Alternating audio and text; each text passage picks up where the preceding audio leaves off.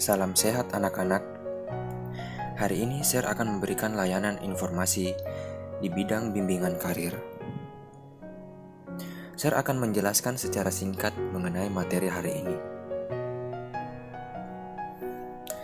Materi hari ini adalah kurai cita-cita karena tekun belajar dan tetap bahagia di masa pandemi. Cita-cita yang kita inginkan dapat kita raih dengan cara tekun, rajin, bersungguh-sungguh dalam belajar. Mengapa harus tekun belajar? Banyak manfaat yang kita dapat dari tekun belajar. Dengan ketekunan, kita akan memperoleh hasil yang mendekati sempurna. Dan kita juga akan lebih mudah untuk meraih cita-cita kita. Berikut ini beberapa manfaat ketika kita tekun belajar. Yang pertama, orang tua akan bangga apabila kamu melakukan dengan bersungguh-sungguh. Ya, tentu orang tua kita akan bangga dan bahagia. Karena orang tua kita sudah berusaha semaksimal mungkin untuk menyekolahkan kita.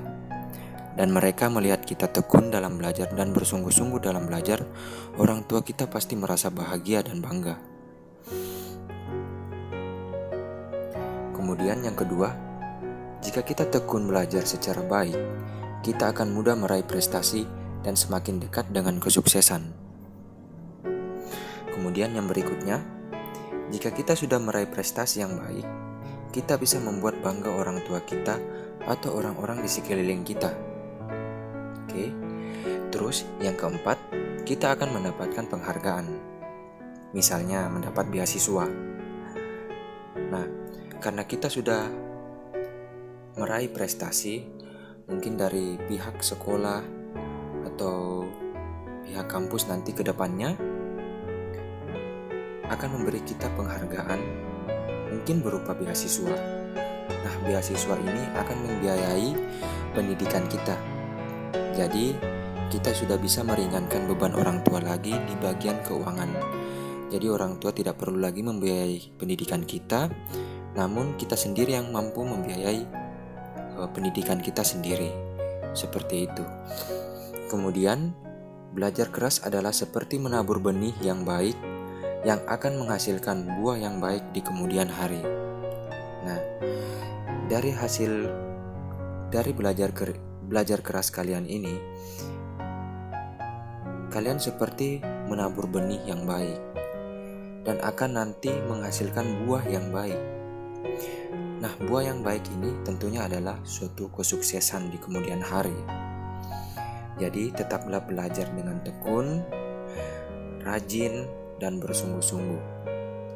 Oke anak-anak. Kemudian ini ada hal-hal yang dapat mendukung kita dalam belajar. Yang pertama, ada niat atau kemauan untuk belajar. Nah, tentunya ketika kita ingin melakukan sebuah kegiatan yang di sini kita bahas yaitu belajar, tentu kita harus meniatkan atau memiliki kemauan untuk belajar. Jadi, hal yang pertama, niatkan dan munculkan kemauan kita untuk belajar. Terus yang kedua, suasana lingkungan yang nyaman dan tenang. Jadi untuk mendukung kenyamanan kita belajar, tentunya kita harus menciptakan suasana lingkungan belajar kita yang nyaman dan tenang. Semisal di dalam kamar kamu tata dengan baik meja belajar kamu sehingga kamu dapat belajar dengan nyaman di dalam. Seperti itu. Yang ketiga, badan yang sehat, pikiran yang tenang. Jadi, untuk mendukung kita dalam belajar, pastinya badan kita harus sehat dan pikiran kita harus tenang. Jika badan kita sakit, otomatis ketika kita belajar, kita pasti tidak merasa nyaman. Dan materi-materi yang kita baca akan lebih susah untuk dipahami. Begitupun dengan pikiran yang tidak tenang. Ketika kita mencoba memahami pelajaran yang kita pelajari, itu akan menjadi lebih susah lagi, karena pikiran kita terlalu kemana-mana, terlalu banyak yang dipikir, sehingga pelajaran yang kita coba untuk masukkan ke dalam pikiran kita jadi agak susah. Seperti itu. Jadi, tetap jaga kesehatan, selalu berpikir positif, dan tenangkan pikiran kalian sebelum memulai belajar.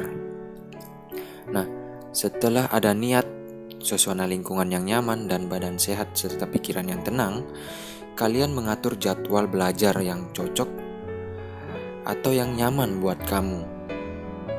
Jadi, kalian sendiri yang atur jadwal belajar yang enak untuk kalian belajar yang nyaman. Kemudian yang kelima, bisa memanfaatkan waktu luang untuk belajar. Nah, di sini ketika ada waktu luang, kamu manfaatkan, buatlah jadwal belajar di situ. Jadi buatlah jadwal belajar yang enak dan nyaman di waktu-waktu luang. Mungkin setelah belajar daring, atau waktu luang di malam hari, atau di sore hari. Kalian tinggal pilih mana yang enak bagi kamu atau yang nyaman bagi kamu untuk memulai belajar. Oke. Yang keenam, pelajaran yang dirasakan sulit dipelajari berulang-ulang. Jadi ketika kalian mendapatkan pelajaran yang sulit menurut kalian, sebaiknya kalian pelajari berulang-ulang. Karena ketika kalian pelajari secara berulang, pelajaran yang sulit itu akan perlahan kalian mengerti atau pahami. Maka alangkah baiknya kalian ulang-ulang pelajaran yang sulit tersebut. Kemudian yang ketujuh, memahami, mencerna apa yang sedang dipelajari. Jadi sebaiknya ketika kita mempelajari sesuatu, kita coba memahami pelajarannya, bukan dihafal. Karena kalau kita memahami pelajarannya berarti kita mengerti apa yang kita pelajari. Jadi kalau kita paham materi tersebut, maka materi itu lebih gampang tersimpan di pikiran kita daripada harus dihafal. Begitu. Yang kedelapan, jika sudah lelah atau bosan, beristirahatlah sejenak. Jadi kalau kita sudah merasa lelah belajar atau mulai ada bosan-bosannya, silakan istirahat dulu, mungkin dengan minum air putih atau melakukan peregangan sedikit. Kemudian kalau sudah merasa enak, merasa nyaman, sudah bersemangat lagi untuk belajar, baru kita kembali belajar. Seperti itu. Kemudian yang kesembilan, membuat ringkasan atau catatan kecil hal-hal baru dan penting. Jadi ketika kita mendapat materi dari guru kah atau dari buku, mungkin kita bisa membuat ringkasan atau rangkuman dari dari keseluruhan materi itu, dan catatan-catatan kecil ketika kita menemukan hal-hal baru dan penting. Jadi nanti catatan-catatan itu bisa kita pakai untuk membantu kita memahami materi yang luas tersebut, atau materi yang diberikan dari guru atau dari buku yang kita pelajari. Seperti itu. Kemudian yang ke-10, singkirkanlah barang-barang yang bisa mengganggu belajarmu. Misalnya tidak menonton TV ketika belajar, HP, game, mainan atau komik, dan lain-lain. Nah, berikutnya, tetap bahagia di masa pandemi. Kebahagiaan adalah separuh obat untuk penyakit, termasuk penyakit yang disebabkan oleh si virus nakal yang satu ini, yaitu corona. Namun, di masa seperti ini yang memunculkan beberapa masalah, sehingga kita merasa sulit untuk bahagia. Namun, ketika kita kurang bahagia atau merasa cemas, maka mental kita akan down. Dan ketika mental kita down, daya tahan tubuh kita pun akan menurun, sehingga kita lebih mudah diserang oleh virus ini.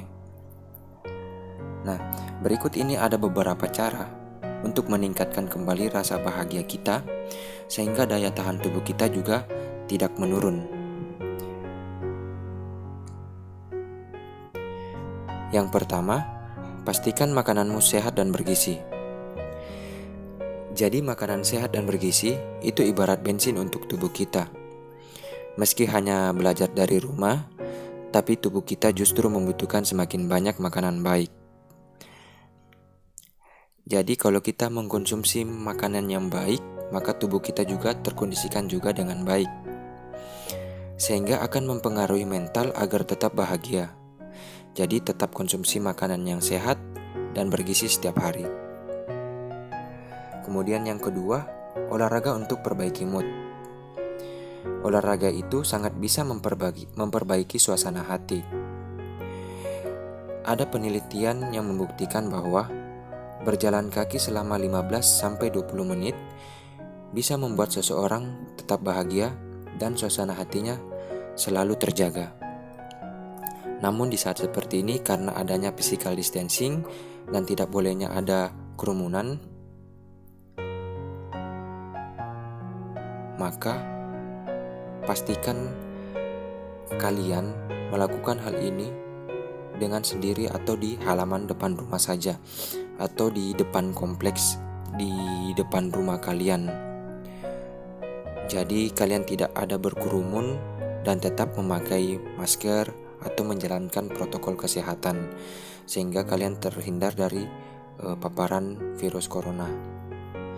Setelah kalian melakukan olahraga atau jalan kaki ini selama kurang lebih 15-20 menit, kalian langsung pulang ke rumah, kemudian mandi, bersih-bersih untuk menyegarkan badan dan membersihkan jika ada virus yang melengket di badan kita. Namun jika masih tidak bisa juga dengan berjalan kaki selama 15-20 menit, kalian bisa mungkin mencoba olahraga dalam rumah. Kalian bisa lihat video-video di YouTube yang senam kesehatan jasmani mungkin atau yoga. Jadi kalian bisa coba olahraga di rumah saja. Kemudian yang ketiga, lakukan hobi dengan sepenuh hati. Tentu kita semua pasti punya hobi atau minat. Nah, mungkin setelah belajar daring atau jadwal belajar kalian sendiri di rumah selesai, kalian bisa melakukan hobi kalian dengan sepenuh hati untuk meningkatkan kebahagiaan kalian. Mungkin kalian lebih baik melakukan hobi itu di rumah saja. Jadi tetap terjaga dari paparan virus dan kalian tetap bahagia sehingga daya tahan tubuh kalian itu tetap terjaga. Seperti itu. Kemudian akses berita update virus corona seperlunya saja. Jadi sebenarnya kita juga perlu tahu apa yang terjadi di luar sana meskipun kita tidak keluar dari rumah hanya menonton televisi.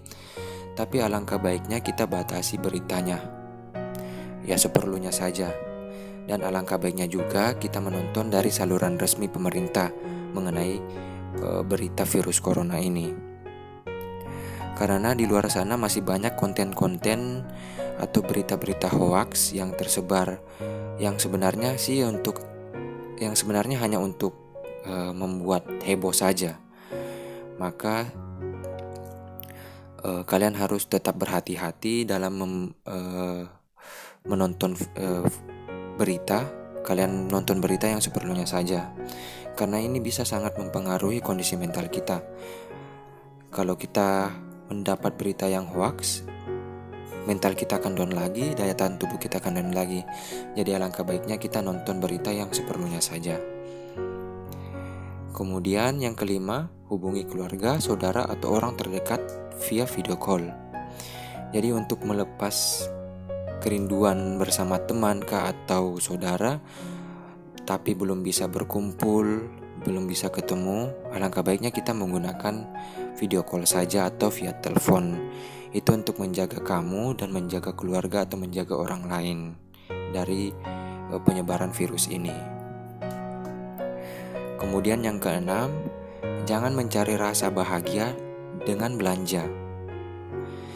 Karena ketika kita mencari bahagia dengan cara belanja, itu hanya membuat kita menimbulkan rasa ingin belanja terus-menerus, sehingga meskipun kita tidak membutuhkan barang tersebut atau benda-benda yang kita mau beli itu, jadinya kita akan tetap beli, sehingga barang yang kita beli itu tidak berguna juga nanti ke depannya. Jadi ketika kita sudah muncul rasa ingin membeli, sebaiknya kita pikir-pikir terlebih dahulu, apakah barang ini akan berguna ke depannya atau tidak. Kalau tidak, mending diurungkan dulu. Mending kita pakai uang tersebut untuk mencari kesenangan lain, atau mungkin kita menggunakannya untuk membeli makanan yang sehat dan bergizi tadi. Kemudian yang ketujuh, tetap bersyukur. Nah, adalah penting juga untuk kita bersyukur di masa seperti ini, karena masih banyak yang bisa kita syukuri. Seperti bersyukur masih bisa berada dalam rumah bersama keluarga, bersyukur masih tersedia makanan yang bisa kita santap dengan nikmat, bersyukur masih bisa tidur dengan nyenyak, bersyukur masih bisa sekolah dan didampingi sama orang tua, dan sebagainya. Jadi rasa syukur bisa menjadi pangkal dari semua perasaan bahagia yang tersembunyi. Lakukanlah sesering mungkin agar kita tetap bahagia di masa yang sulit ini. Oke, terima kasih. Sekian dulu materi dari share untuk hari ini. Jadi ini ada tugas evaluasi diri 2 nomor. Kalian kerjakan di buku BK, kemudian difoto dan dikirim ke classroom ya. Oke, terima kasih. Sekian dulu. Sampai jumpa di materi berikutnya.